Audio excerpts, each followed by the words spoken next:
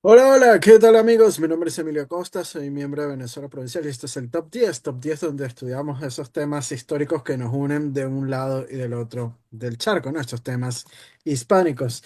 Y bueno, el día de hoy tenemos un Top 10 especial.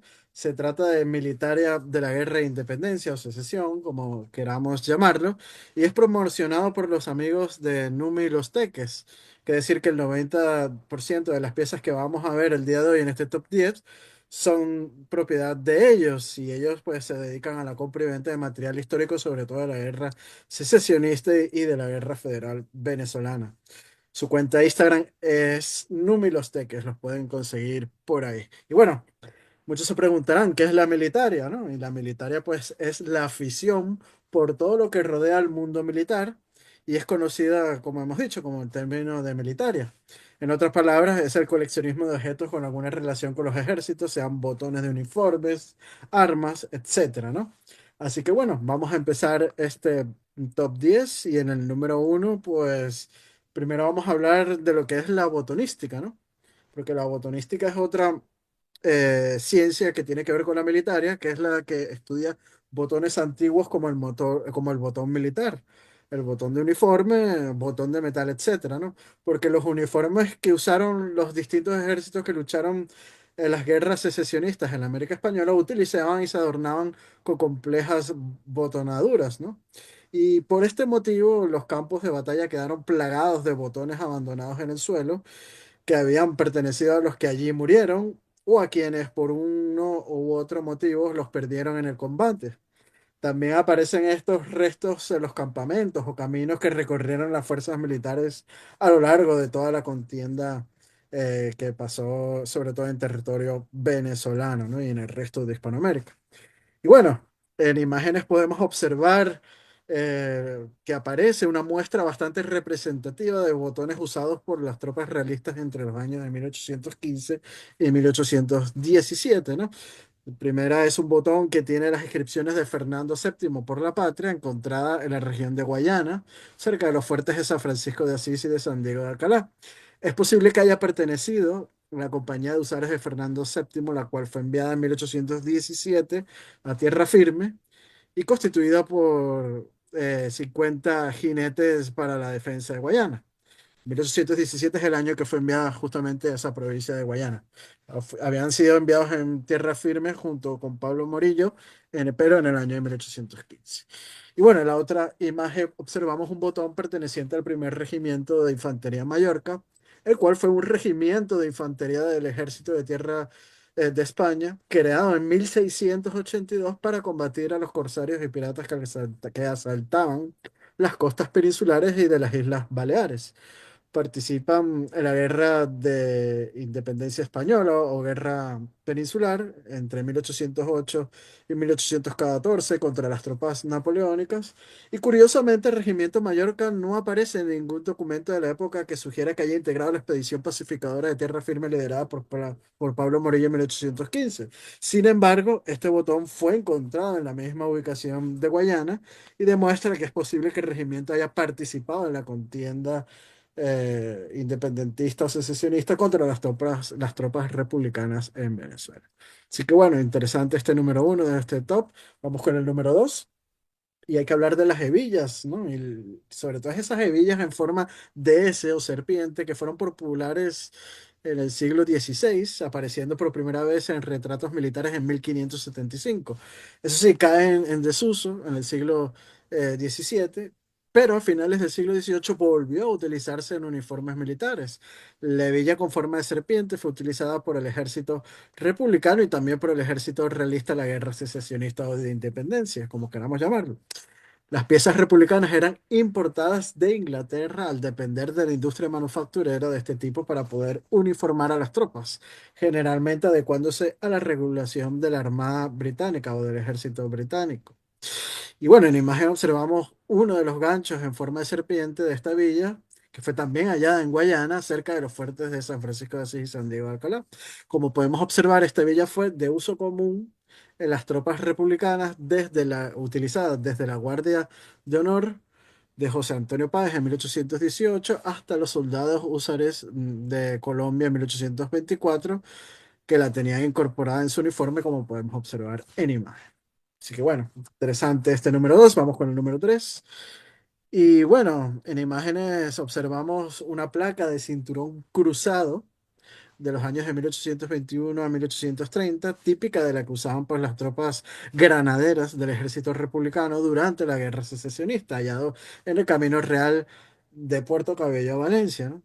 La placa tiene grabado una cornucopia que representa la abundancia y era uno de los símbolos de Colombia la Grande, o la Gran Colombia, como queramos llamarla, ¿no?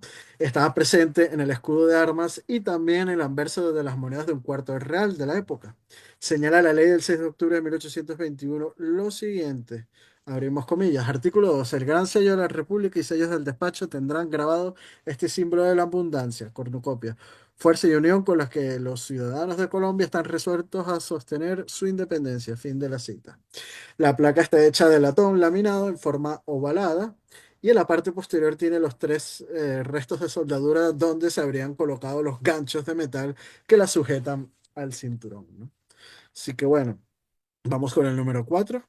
Recordarles antes de proseguir en este top 10 que el orden de la numeración del top 10 no quiere decir que una pieza u otra sea más importante en cuanto al renglón, ¿no? De que está ubicado. Es independientemente de la numeración, es completamente al azar la numeración. Así que bueno, proseguimos, vamos con el número 4. Y en imagen observamos distintos botones militares metálicos para chaqueta del ejército de tierra, con ojal para coser, pertenecientes a diversos batallones realistas. Cita sobre este tema el catálogo de botones de las Fuerzas Armadas de Colombia 1791-2023 de Daniel Borrero Forero. Abrimos comillas, los botones españoles vuelven a hacer presencia en los territorios independientes con la llegada de la expedición de Pablo Morillo. Cada regimiento, según las ordenanzas españolas, llevaba en su botón el nombre correspondiente a cada batallón. Con motivo de la guerra contra Portugal e Inglaterra en 1782 es creado el Regimiento de Infantería Ligera Voluntarios de Aragón, que tendrá importante presencia en las guerras contra las tropas napoleónicas invasoras. Terminada la guerra, el regimiento Álava, que también había combatido la guerra de independencia contra las tropas francesas, parte hacia América en 1814 y el 12 de mayo de 1815 pasa a denominarse Segundo de la Victoria, continuando con dicho nombre hasta 1818, cuando nuevamente es cambiado su nombre por el Primero Ligero de Voluntarios de Aragón. Este regimiento tendrá un papel fundamental en la batalla de Bomboná del 7 de abril de 1822, siendo su comandante Basilio García, quien capitula la provincia de Pasto finalmente el 6 de junio de 1822. El batallón de infantería de voluntarios de Aragón, homónimo de aquel que participó en la batalla de Bomboná, pero que se encuentra en España, finalmente es disuelto mediante el Real Decreto en diciembre de 1823. Fin de la cita, ¿no? Podemos ver estos botones que posiblemente hayan pertenecido a este regimiento. Vamos con el número 5. Y bueno, después de la caída de la Segunda República, el ejército republicano tiene dificultades para armar fuerzas regulares de infantería y cita al historiador Clement Thibaut en su obra Repúblicas en Armas, los ejércitos bolivarianos en la guerra de independencia en Colombia y Venezuela. Abrimos comillas. Como anota Bolívar, la infantería debe equiparse en el extranjero porque la República no fabrica buenos fusiles, mientras que la caballería puede armarse en el país sin necesidad de otra cosa de fuera que el vestuario. Fin de la cita. Bueno, el Ejército Patriota cuenta en Venezuela en 1819 con cerca de 7.200 hombres, la mayor parte en el oriente. Fin de la cita. Y bueno, se dependió de las fábricas británicas, como hemos dicho anteriormente, para surtir al ejército de la República. Y bueno, en imagen observamos botones de infantería y una insignia de pechera republicana fabricadas en Gran Bretaña, ¿no? Cita sobre este tema el catálogo de botones de las Fuerzas Armadas de Colombia 1791-2023 de Luis Daniel Forrero lo siguiente, abrimos comillas. Refuerzos ingleses sostienen independencia. Cuartel General de Calabozo, 12 de mayo de 1819. De Morillo al ministro de Guerra español. Abre comillas. Los numerosos parques de todas armas, las municiones, los vestuarios, los víveres, todos los elementos para hacerle y sostener la independencia han salido de los puertos del rey de Gran Bretaña. Fin de la cita de Morillo. Continúa Forero diciendo lo siguiente, se fabricaron uniformes de origen británico, pero con enseñas e insignias expresamente para Venezuela, dotando a las fuerzas que se encontraban en dicho territorio. Abre comillas, del- citando a Robinson. Vinieron al lado uno de los oficiales al subir a bordo, encontró a su esposa y un hijo, de los cuales había estado separado por el destino de la guerra un tiempo considerable. Los hombres tenían un aspecto notablemente bueno, estaban bien vestidos con chaquetas azules con ribetes rojos y una gorra como la gorra de los marines británicos. Delante habrá una pequeña escarapela amarilla e inmediatamente debajo una placa de metal amarilla redonda más grande, de aproximadamente 24,5 pulgadas de diámetro. En el borde inferior de esta placa se demuestra el sol naciente encima del cual hay 7 estrellas y debajo del sol está escrito en el margen morir o vencer y en la parte superior Venezuela. Aquí está citando a Robinson en el 1822, página 76, las memorias de este mercenario británico, ¿no?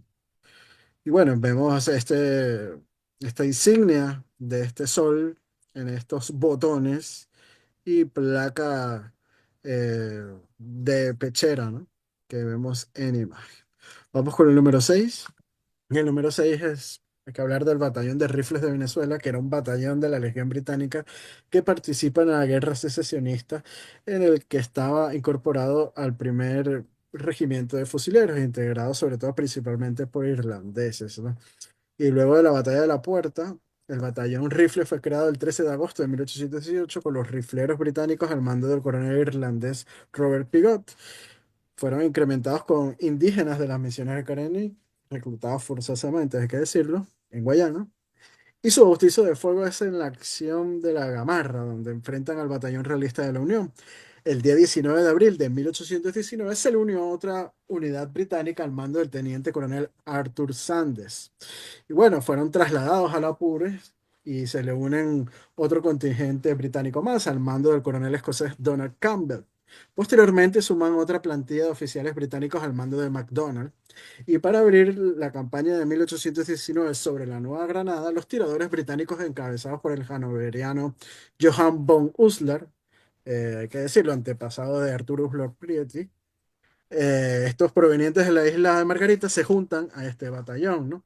Y bueno, la unidad al mando del teniente coronel Arthur Sander, por enfermedad de Pigot, participa en las batallas de Gamesa, Pantano de Vargas y Boyacá, donde su primera compañía toma prisionero al brigadier José María Barreiro, este oficial realista. Y el batallón se caracterizó por su indisciplina en los pueblos conquistados. Fue causante de varios crímenes durante la guerra, como contra la población de la ciudad de Pasto, en la actual Colombia, ocurridos en la Navidad Negra de 1822, que estamos próximas pues a conmemorar.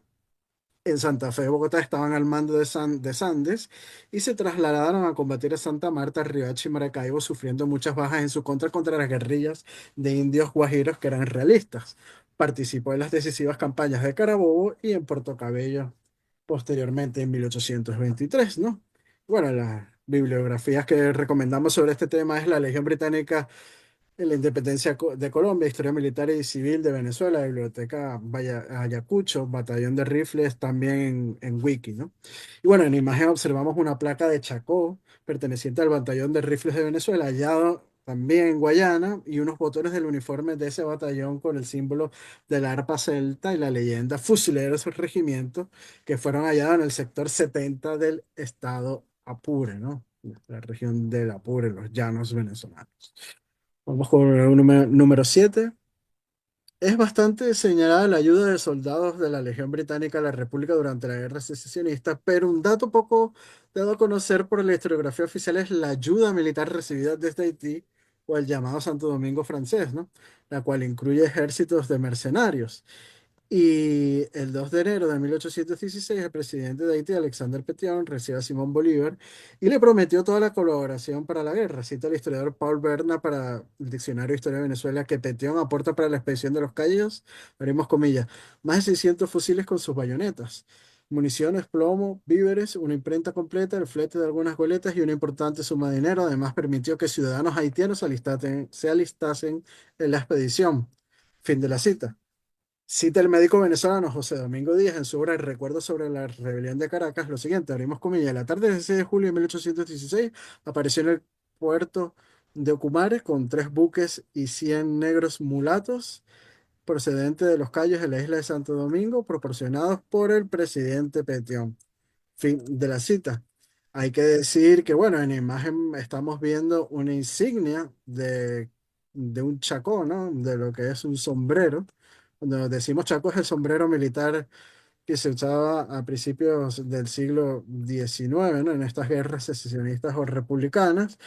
Y tiene pues el escudo de arma de lo que fue la República Haitiana, ¿no? De esa comandada por Alexander Petion, y que bueno, fue allá en el Guárico, en Venezuela, y que pues lo más probable es que haya pertenecido pues a estos mercenarios haitianos que vieron acción en territorio venezolano durante la guerra secesionista o de independencia, como queramos llamarlo.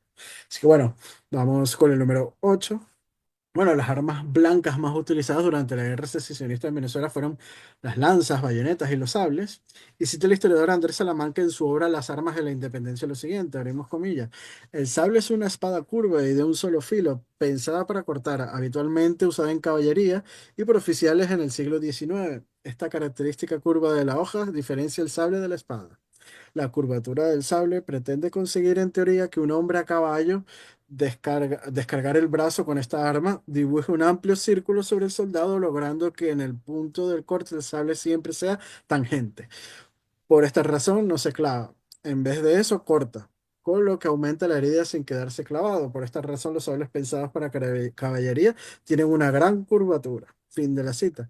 Y cita M. Brown en la obra Inca Sailor Soldier King, Gregor MacGregor and the Early 19th Century Caribbean, que es la memoria del legionario Gregor MacGregor, donde señala los usos de los sables por los criollos en la guerra para la decapitación, ¿no? Abrimos camilla. Este es el procedimiento en el cual muchos suramericanos son expertos. El prisionero está de pie, aunque en ciertas ocasiones le permiten arrodillarse. Enseguida viene un individuo con una espada, probablemente con un cigarro en la boca, y le asesta una tajada certera en la nuca. Siempre mata y con frecuencia separa enteramente la cabeza del cuerpo. Fin de la cita. Y bueno, en la imagen observamos un sable de caballería ligera estilo mameluco, de época victoriana, o sea, con curvatura. Fabricado en Londres, este tipo de sable fue utilizado por los oficiales de dragones ligeros y usares de la Legión Británica, los cuales reclutó MacGregor en 1817. Y Gustavo M. Hippy que fue jefe del primer regimiento de usares de Venezuela, él nombró a James Tower English capitán del primer regimiento de usares de Venezuela y zarpó para Venezuela en 1817 en el mes de diciembre. English se retrata ya siendo coronel en 1818 con un sable mameluco, que lo vemos en imagen, vestido con un uniforme de dragón apoyado en el sable de caballería ligero con su chacó en el suelo y a la derecha una punta de lanza. Esta es la famosa lanza de los llaneros del general que el general Páez obsequiara, obsequiara a English por acudir en su ayuda en la batalla de Ortiz en el año de 1818, ¿no? Así que bueno, es otra de las piezas que tiene Numilosteques, esta espada de fabricación británica, ¿no? Vamos con el número 9 y hay que hablar pues del uso de las hebillas como complemento para los cinturones. Está documentado para la ropa masculina y femenina desde la edad de bronce, ¿no? Y en la época moderna, cuando el diseño de los pantalones bajó a la línea de la cintura, su uso se hizo habitual. Antes de los años 20 tenían principalmente un propósito decorativo y eran utilizados mayormente como distintivos en uniformes militares. Y bueno, en imagen observamos una villa militar con las siglas RDB, que posiblemente haya pertenecido al Regimiento de Infantería de Valencia. Este cuerpo realista había llegado a Venezuela integrando el ejército expedicionario de tierra firme comandado por el general Pablo Morillo en 1815. Pero muchos de sus efectivos, después de 6 años de bajas, pues eran venezolanos. Cita sobre este tema el catálogo de botones de las Fuerzas Armadas de Colombia 1791-2023 de Luis Daniel Forero lo siguiente. Abrimos comillas. Con la llegada de la expedición de Pablo Morillo, cada regimiento, según las ordenanzas españolas, llevaban en su botón el nombre correspondiente a cada batallón. Fin de la cita. Igualmente ocurre con las hebillas. Llevaban pues las iniciales o el nombre correspondiente a cada batallón, ¿no? Eh, y bueno, lo que también aplicaba para las hebillas, como hemos dicho. Y bueno, la hebilla de la imagen es de la toma Sisa y fue hallada en los llanos del Guárico, en Venezuela. Y se sabe que gracias a documentación que reposa en la Biblioteca de la Real Academia de la Historia, que Francisco Tomás Morales señala en una carta a Pablo Morillo sobre el envío del segundo batallón del Regimiento Valencey hacia Calabozo, en el estado Guárico, fechado en el pueblo de Guadarrama el 20 de junio de 1819, ¿no? Así que está documentado de que el batallón Valeseño pues estuvo en el Guárico, ¿no? En ese año, así que es posiblemente nos dé la explicación de por qué pudo haber sido hallado esta hebilla en esa localidad o zona. Vamos con el número 10, ya cerrando este último número del top 10, ¿no? Les recordamos que si quieren que tocamos algún tema en específico de nuestro top 10 pueden comentarnos en la parte inferior de la cajetilla de comentarios y lo apuntaremos para próximos temas a tocar en nuestro top 10 de Venezuela provincial. Así que bueno, entremos en materia. En el último número está otra pieza interesante. Y hay que hablar de que cuando empiezan los movimientos autonomistas, como el del 19 de abril de 1810 y los secesionistas luego del 5 de julio de 1811, la reacción popular es enrolarse a las armas en defensa de su majestad el rey de España, don Fernando VII, creándose diferentes cuerpos. Uno de ellos fue el Batallón de Voluntarios Veteranos de Caracas de 1810. En imagen observamos el uniforme de un fusilero de este batallón. Señala la obra La División Infernal, Boves vencedor de Bolívar del historiador José Semprún lo siguiente, abrimos comillas. La Junta de Caracas creó en 1810 este batallón, en realidad un regimiento de dos batallones, y lo uniformó con los futuros colores de Venezuela, amarillo, azul y rojo. Sus componentes sirvieron hasta la Pascua de 1812, cuando se produjo el terremoto en el que perecieron casi todos los sepultados en sus cuarteles. Los supervivientes tras la reconquista pasaron a ser incorporados a las tropas del rey como veteranos de Venezuela.